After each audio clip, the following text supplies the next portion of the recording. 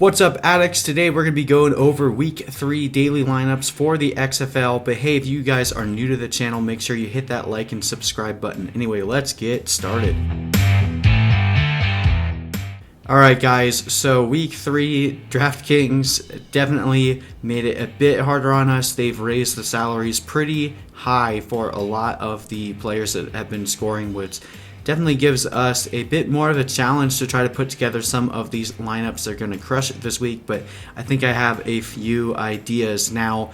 Really, we'll begin by talking about GPPs. I know some of my past videos haven't done a good job of breaking that down, and really what's been difficult with trying to construct a GPP versus a cash lineup is there really haven't been all that many running backs that have been consistently scoring. And when you make cash lineups, you typically try to make sure you just get guys that are going to hit their baseline of points. You're not looking for knocked out of the park scores because you're just trying to hit that, above the money line. So we'll get to that towards the end of the video. I want to talk more about GPPs. I think that's what more people are interested and excited in right now. But again, I will make sure to hit on those cash lineups near the end. Now, same thing that we've been doing, what the strategy we've been using, and it's been working really well, just with the way the lineup is constructed, and honestly with just how important both the quarterback and the defense position have been in order to make our lineups pop. There's been a huge disparity between the top and the bottom end quarterbacks and defenses. So I used the analogy last week, it's kind of like a sandwich. You need to make sure that everything in the middle isn't going to fall out. You need to make sure your quarterback and your defense are solid. And really what I try to do is I identify quarterbacks and defenses that I'm comfortable with playing, and then I build the lineups in the middle based around those teams, doing some stacks with the quarterback and running it back with the opposing team. So breaking down the different games on the slate, you can actually see here, we got Houston, Tampa Bay, Dallas, Seattle, we got New York and St. Louis, and then DC and LA. Now, Houston and Tampa Bay, I think a lot of people are going to be targeting. I'm not nearly as interested in this one as I typically would be with Houston. This is the first game that Houston is going on the road, and Tampa Bay's defense has actually been pretty solid. I don't think that's going to completely shut out Walker, but definitely something to note. Tampa Bay, both Aaron Murray and Nick Truesdale were ruled out, so that's a big hit to their offense. Taylor Cornelius looked really bad last week, and Quentin Flowers just hasn't been getting the kind of reps to be solid in that offense. So I'm not actually looking to target this game too heavily this week. Now, Dallas and Seattle is an interesting one. Seattle's defense has been better, but Dallas's offense definitely came alive last week, and their defense has kind of been average. Maybe even considered subpar compared to what we were expecting them. So this game could actually have a surprising amount of points scored. So I'm definitely going to be targeting this game more than I am this game. New York and St. Louis, from a daily perspective, I'm pretty much staying away from this game on the offensive side. But with the way that New York played on offense, honestly, the first 2 weeks, they weren't that great in week 1 against Tampa Bay either. Tampa Bay was just terrible on offense, and New York has really good defense. But the Battlehawks have actually had a really stifling defense for both the run and the pass. They're at home. They're at a sold-out crowd. New York is dealing with the whole Matt McGloin issue. One of your best defensive plays on the week is going to be St. Louis. So I'm not really playing too many offensive players here, but definitely targeting St. Louis's defense. Same kind of concept goes here. I'm targeting the Roughnecks defense because Aaron Murray is out. You want to go after defenses that are playing against backup quarterbacks or just really bad quarterback play. So on that bottom end of the sandwich, I'm definitely looking at Houston and St. Louis as my two defensive options. Houston is a lot more expensive this week. They're at $5,200, whereas St. Louis is at $3,700. So based on the way that my lineup is constructed, I'll be tackling that defense with how much money I have left over. The last game on here is my favorite game on the slate. You have DC versus the LA Wildcats. Now, DC has had one of the better defenses, but they're going on the road for the first time, and honestly, they have played both Matt McGloin and Brandon Silvers, so I think their defensive value is a little bit skewed right now. This game should actually be the highest scoring game on the week. LA is the worst team against the pass. They give up the most passing yards right now through 2 weeks, so this is a game that I'm going to target heavily for stacks. You have a lot of big name players here that I really want to make sure a lot of my lineups are filled with. So as I've already stated, my defense, my bottom end of my sandwich, I'm going to be looking at the Battlehawks and the Roughnecks. For the defense, well, As I've highlighted, the two games that I'm really interested in terms of daily contests are Dallas and Seattle, and then DC and LA. I'm not targeting Brandon Silvers in many lineups. I'm mostly looking at Landry Jones here. And then for quarterbacks, I'm fine with either Cardale Jones or Josh Johnson, and it just shifts how that lineup works out. So let's build a few lineups here, and then I'll give you guys a picture of all the lineups that I've created for GPP towards the end of this video to give you guys a few more options. But I'm going to build a lineup with each of the quarterbacks that I've mentioned thus far. We'll start with Cardale Jones. There's a couple different ways that you can build this lineup. We'll jump back to the running backs in a second.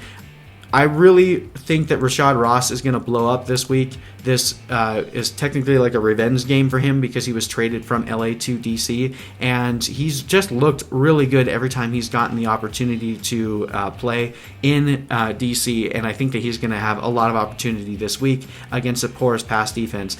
And then for some reason, DraftKings did not balloon the price of DeAndre Tompkins, so you're getting a triple stack here with Cardale Jones, Rashad Ross, and DeAndre Tompkins. Definitely want to do that. You have to run it back with the best player on LA, though, because if this is going to be a high-scoring game, we know that someone on the other side of the ball is going to be scoring a lot of points, so you gotta run it back with Nelson Spruce. Now, this is a really solid start, but as you can see with the way that they've upticked quarterbacks and receivers prices, we're already down to a pretty low remaining salary, so we're going to have to get pretty creative with the rest of our guys.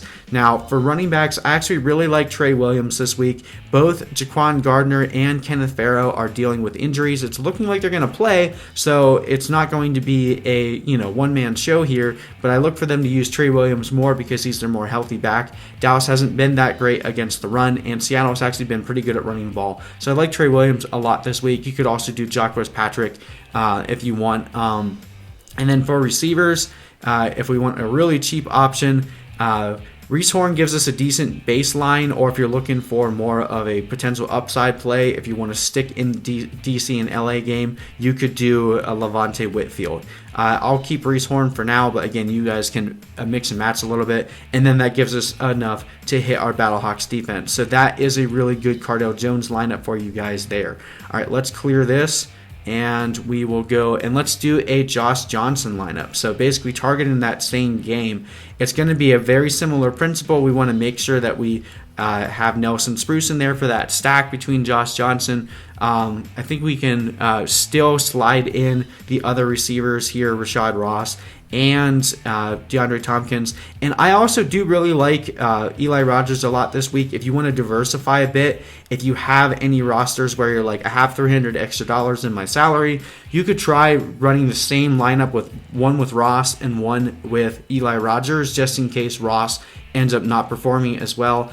It's always good if you can diversify your lineups. I know that's based on how much you're willing to invest, but overall, like both of those options this week. I just like Ross a little bit more. Donald Parham is still pretty cheap, even though he got 11 targets last week, so that's definitely a good option there. And then from a running back perspective, this lineup actually gives us the ability to hit up Lance Dunbar, who I think is one of the 4 running backs that you really want to target, even in cash games this week. Lance Dunbar has had a very high baseline, and then actually, I missed something here. Sorry, we can't do Parham in this lineup. I do really like Parham a lot, and you'll see a lot of my lineups do feature him. But if you want to get Lance Dunbar in there, we're going to actually have to jump back down to Reese Horn, which again is a pretty decent baseline. He's been getting at least 5 targets each week there. We just want to make sure that we get either the Battlehawks or the Roughnecks defense. Don't cheapen the defenses. Like, the spread has literally been between your defense gets you 1 point, your defense gets you 20. You want to make sure that you have a solid defense in your lineup. So I'm really not planning on doing any lineups that don't have either the Roughnecks or the Battlehawks. Maybe the Renegades, but it doesn't really make much sense because they are more expensive than the Battlehawks, and I like the Battlehawks more this week. Okay, let's do a lineup real quick with Landry Jones, just to show you guys kind of how that can look. So now we're going to be targeting more of the players in Dallas and Seattle. So that would give us, I really like Jeff Badette. He had 8 targets last week. And then, as I mentioned already, Donald Parham with 11 targets. That's definitely a nice triple stack there. And if you're playing with Landry Jones, you want to run it back with Keenan Reynolds. And I'd still run it back with Trey Williams. Just the amount of volume that he's going to get this week should still keep him pretty good. And then with this, we can still run it with the St. Louis Battlehawks defense. Now this kind of gives you guys the option. I still really like Rashad Ross, but you could also do Khalil Lewis here. So you could run this same lineup with either Ross or Lewis. We'll do Ross for now. And that gives you a nice solid lineup where you're stacking guys in that Dallas-Seattle game and still giving you exposure to the DCLA game with Rashad Ross. I want to give you guys one more roster. I know it would kind of be criminal if I didn't give you a roster that had Philip Walker in there. So let's do a Philip Walker lineup real quick. If we did that, we could actually grab Cameron Artis-Payne, believe it or not, because Khalil Lewis is who we're going to want to stack here. And then we can run it back with Reese Horn, who, again, not the best player that I'd love to do it with Dan Williams. There's just not the salary for it.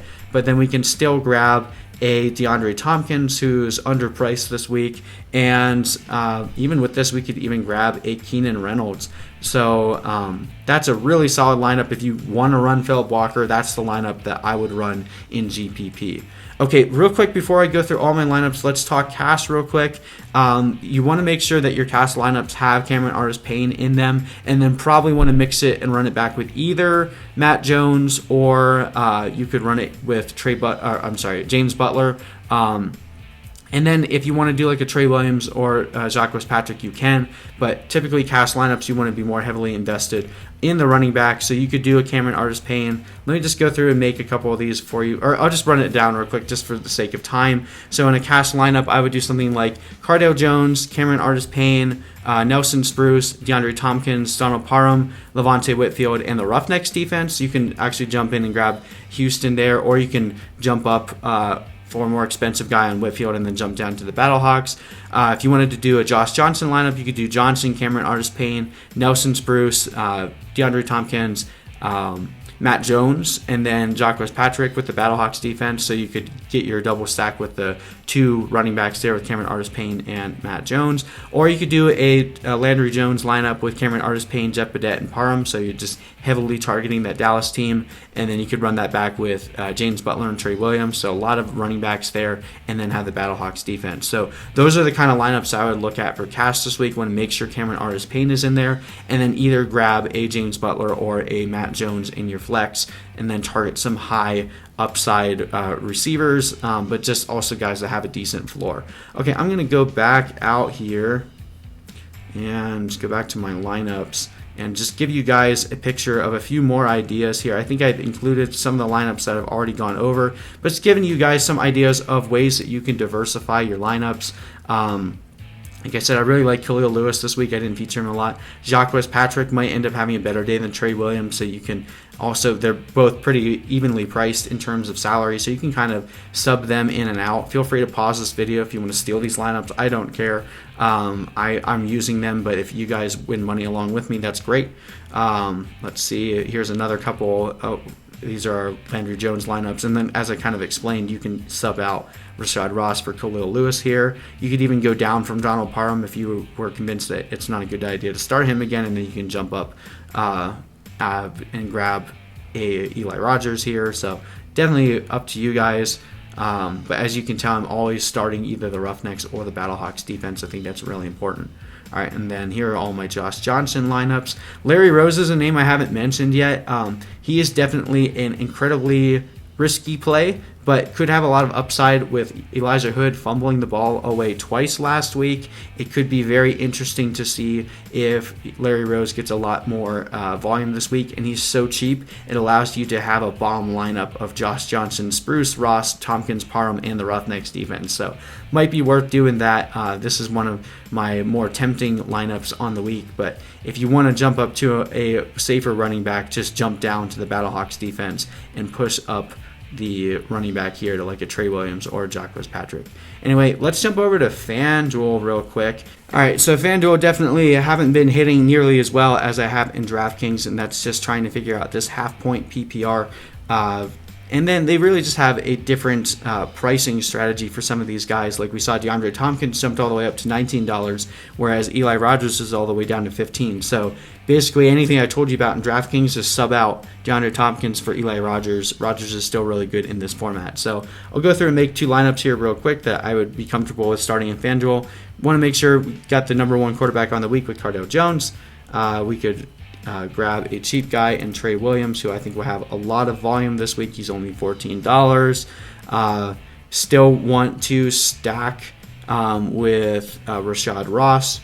I think he's going to have a really good week this week. And obviously you want to grab Nelson Spruce if we're going to run it back with a player on the other team. But then here's where you can also grab Eli Rogers instead of DeAndre Tompkins, because he's only $15.